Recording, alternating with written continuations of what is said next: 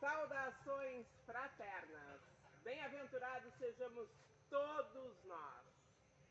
Primeira fogueira do ano de 2026, a bênção do fogo, o fogo sagrado, o fogo da realização, na forja de Ogum. Vamos forjar nossas armas, nossa força, para estarmos na vitória deste novo ano. Esta fogueira sagrada abre o portal da realização, o portal que se move rumo ao nosso sucesso. O ano que passou trouxe a energia do eremita.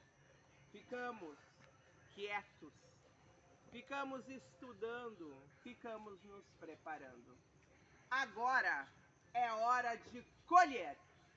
Vamos iluminar o nosso caminho para vivenciar todas as nossas vitórias.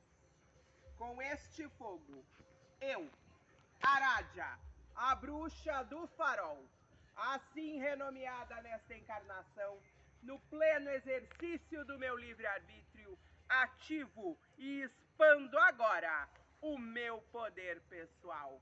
Invoco a presença da fonte criadora de tudo que é, para expandir este fogo em toda a humanidade. Receba a bênção de fogo do ano de 2026.